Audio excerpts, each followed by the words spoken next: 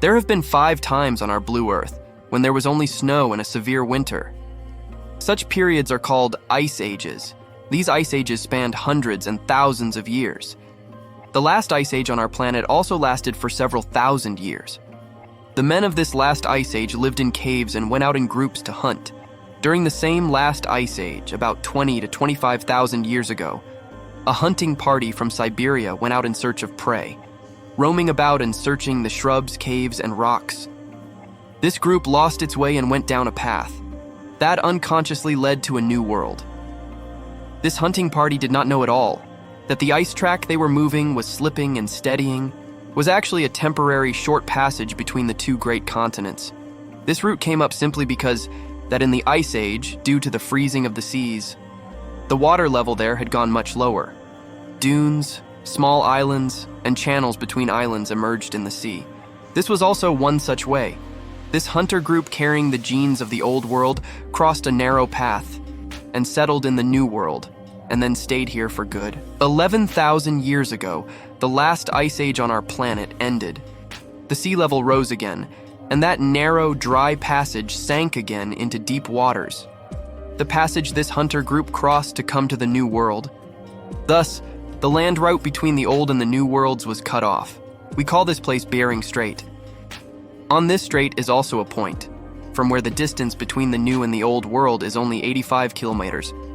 But the man of the Old World took 10,500 years to cover this distance of 85 kilometers. How were these thousands of years in the New World? Who and how was this world discovered? What happened to the original inhabitants here? And how did a country here become the world superpower of the day? The hunting group that went into the New World went on spreading in this large, dry land for thousands of years. They founded great civilizations and made numerous settlements and islands. Look at this map. This is a very old map of the New World, the American continent. In what is now Mexico, there used to be a great empire, the Aztec Empire, spread over an area of more than 200,000 square kilometers. This empire included about 500 states where 6 million people lived. The area south of the Aztec Empire was the seat of the Maya civilization. This civilization was about 4,000 years old. He had earned huge fame in art and culture. After the Maya, another great civilization, the Inca Empire, was also there. This empire spread from the American country of Ecuador to Chile and Argentina. The population of his kingdom was about 12 million. Besides the 3 major civilizations, many settlements were also on this continent. In the islands of the West Indies, the Arawak people were settled. Native American tribes lived in America, from Canada to Brazil and Argentina. Most of them lived in small settlements, or you can call them villages. Maize was their favorite food, which they grew on a large scale. These corn-loving New Worlders numbered in the millions. At the same time, there were around 5 million people living in the Old World. But these people on both sides were totally ignorant of each other, according to millions of people. Rather, for them, no other world existed, neither in stories nor on any map, nor in anyone's memory, because the contact of the days was cut 11,000 years ago. Yes, it is true that there are stories, telling some stray animals from the Old World to land on the islands of the New World, and some of them even wrote about it. Chinese poetry written 1,700 years ago mentions a distant foreign land. In Chinese poetry, this land was written as fusang, which means out of 10 world, a place out of this world. The poet wrote that to the east of the East Sea are the shores of Fusang. After landing there, if one travels another 5,000 kilometers towards the east, another sea comes which is blue in color, vast and limitless. It may be the Fusang America itself, because the continental United States is just to the east of China, and crossing it, another sea, the Atlantic Ocean, really begins. Similarly, in 458, an Afghan Buddhist monk named Hui Shen, with 4 companions, started a journey from China to the east. He returned after living in a foreign land for 40 years, which, as per Chinese traditions, named Fusang. He also wrote his travelogue, in which he wrote conditions there. 500 years after Hui Shen, the Viking tribes of Inner Europe also arrived in America. They got settled in the area of Newfoundland, where Canada is today. Models of these settlements are still there today, like the Chinese and the Vikings. Some Muslims also claim having reached America in the era of the Umayyad ruler of Spain, Abdul Rahman III. They claim to have settled there, built mosques, and preached Islam. Hindus also claim that their gods were also worshipped by Native Americans. In their opinion, a Hindu from India reached there and went to America. That is why the ancient American tribes worship the same gods. There are many more such claims. And it does not make any difference whether or not these claims are true. The difference was who discovered this island and this world, and rightly understood this was a new world and linked it with the old world, where people started to travel in and out. This link was not made by the Chinese discovery or journey of Buddhist pathans, or adventures of Muslim or Hindu sailors, nor did they understand two worlds.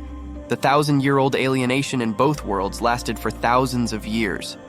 People of the old world believed the world ended on European and African shores, and the American tribes also believed that beyond their shores it was only water and nothing else. Out of sight is out of mind. This distance might continue for thousands of years. But then it happened that the 15th century came.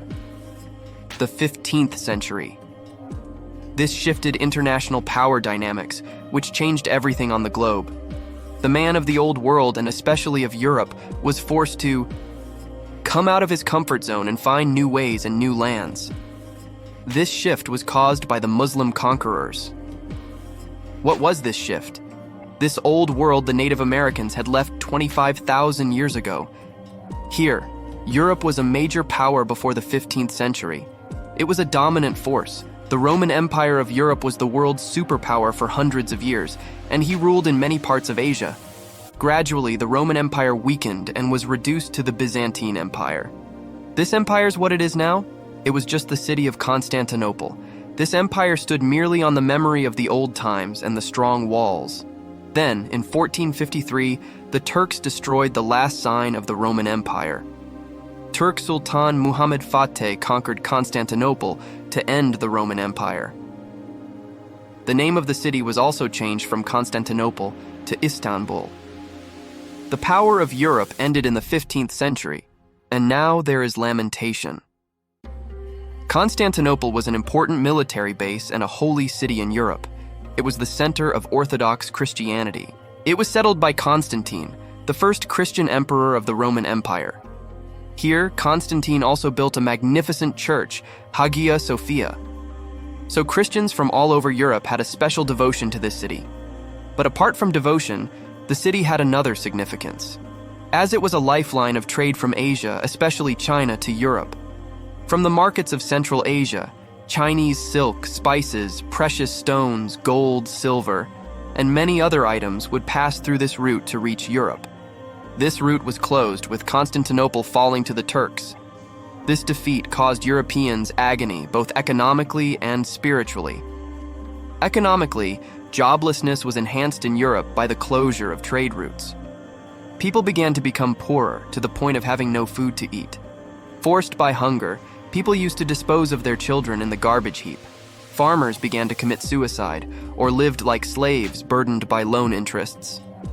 The hungry and resourceless people took to plundering to save their lives. Soon, crimes increased to the extent that pedestrians on European streets would walk looking skyward rather than at the earth. The criminals in houses would throw stones to crush the heads of pedestrians. Then they would take away what they could from the clothes of the dead bodies. Therefore, safety lay in walking head up. Wealthy people had hired guards, but ordinary people were killed openly. The government guards were also helpless in this situation. This economic disaster in Europe came after Constantinople was snatched, and by the closure of trade routes. The spiritual disaster was another, as the stern religious Christians believed that Europe, the hub of Christianity, was going to Muslims one by one. So these people thought it was a difficult time for Christianity. Christian areas are shrinking day by day, geographically decreasing. They felt if the situation went on, Christianity or its power might end. So the Europeans, their religious and commercial class, looked for a new world. But where could they find such a world? They did not know that just 4,000 or 5,000 kilometers to the west, there is a world almost equal to the whole world, and rich in natural resources, gold, silver, oil, etc. They only knew of the world to travel eastwards to China and Japan. Then China and Japan were discussed in a house in Europe. But for what purpose? Because Marco Polo's travelogue is now everywhere in Europe. Take as much gold as you want from anywhere and bring it to Europe. But Columbus's dream was not only gold and wealth, he also called himself Christ-bearer. In fact, in Christian history, the legend of a man named Christopher was famous, who carried Jesus Christ on his back across the river. This Christopher was remembered in the Christian world as the Christ-bearer, so the sailor Christopher Columbus also dreamt that, like the legendary character of history, Christopher made Jesus Christ cross the river. He will also cross the sinking ship of Christianity. In his view, it was possible to find a new world for the spread of Christianity, where a great Christian empire like the Roman Empire is established. So dreaming of enriching Europe with gold and a Christian empire, Columbus began to move from court to court in Europe. He went from Italy to Portugal, and from Portugal to England. Everywhere, he pitched his idea of westward travel in a bid to get investment. Then, Europe was in a bad situation. Poverty had already broken its back. There were other reasons, but in fact, no king or queen agreed to help him. Columbus stayed resolute and did not give up on his idea. In 1485, he arrived in Spain. At that time, Spain was ruled by Ferdinand II and Queen Isabella. In Spain, Columbus spent 7 years trying to meet the queen.